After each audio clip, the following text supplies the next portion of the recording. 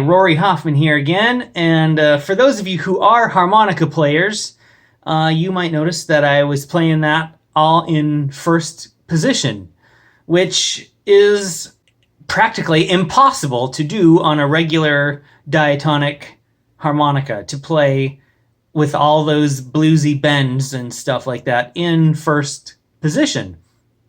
Unless you happen to have this genius invention called a SlipSlider harmonica. These start life as Hohner Special 20s, which is brilliant because the Hohner Special 20 is one of the most ubiquitous harmonicas out there. It's just a real workhorse harmonica that you can get in all keys, and they're affordable. And then there's a guy in the UK named Brendan Power who modifies these. He is without question the premier harmonica designer of the modern era. He has modified the Hohner Special 20 into what he calls the SlipSlider.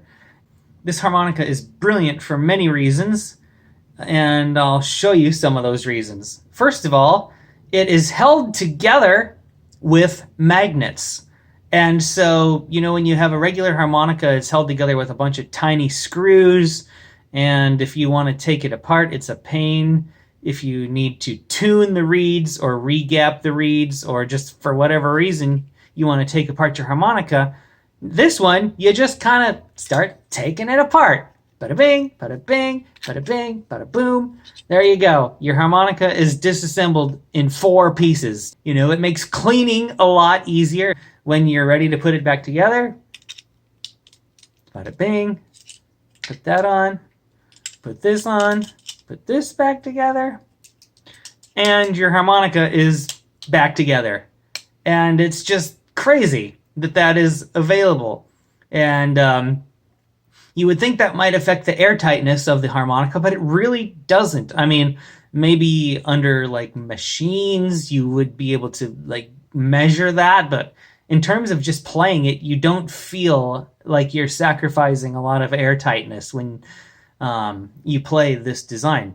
So that part is really cool, but as far as being a playable instrument, that's where this thing really shines. Because it's held together with magnets, you can slide this bottom reed plate this way and that way, back and forth.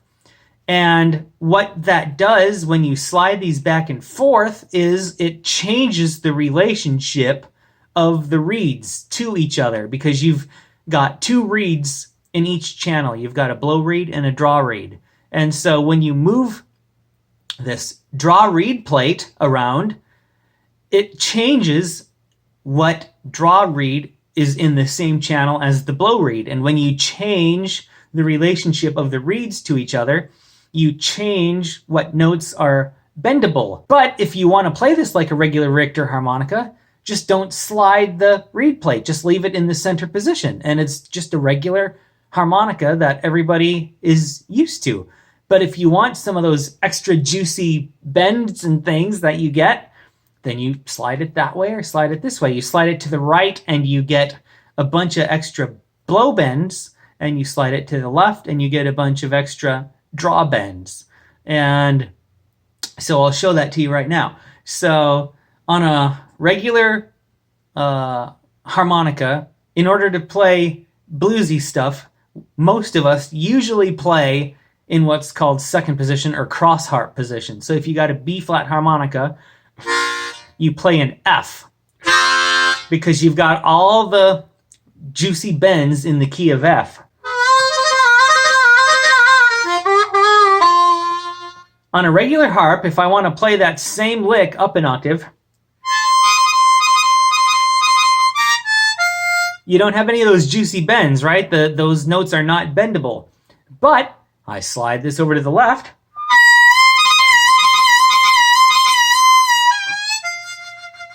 all of a sudden those are all there. Same with drawbends. Or those are drawbends. Same with blowbends. If I want to play on a regular harmonica up here and do a lick, I've got some blowbends.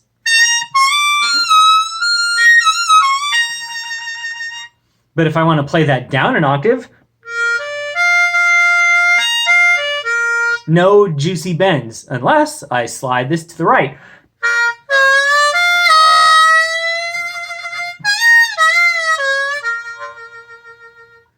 So that's the brilliance of this harmonica, is it gives you all those licks that you can only do in one place on the standard harmonica. You can do them all over on the SlipSlider. Some of those licks even sound like piano licks. For instance, if I were to play this on the piano.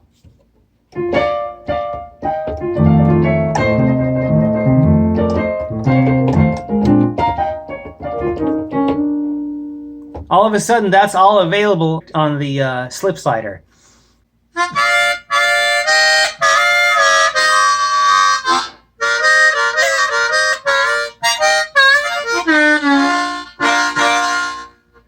Which you just could not do on a regular Richter harmonica at all. One last thing I discovered, well, actually two last things that I discovered. If you slide it just part way by accident, the draw reeds kind of can sound really ugly.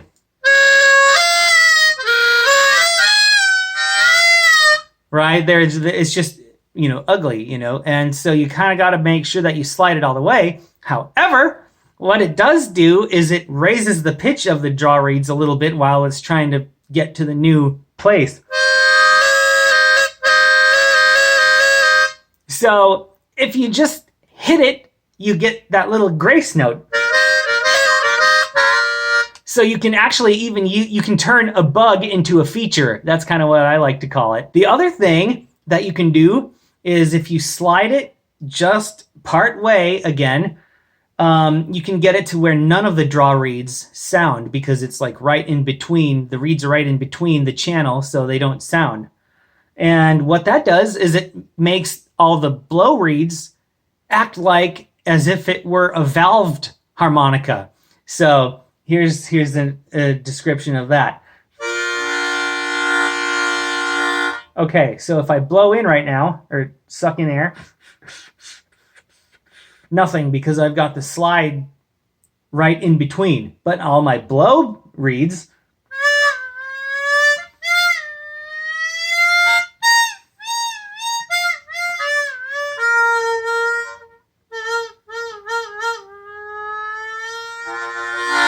act like there's valves, like if you had a valved diatonic.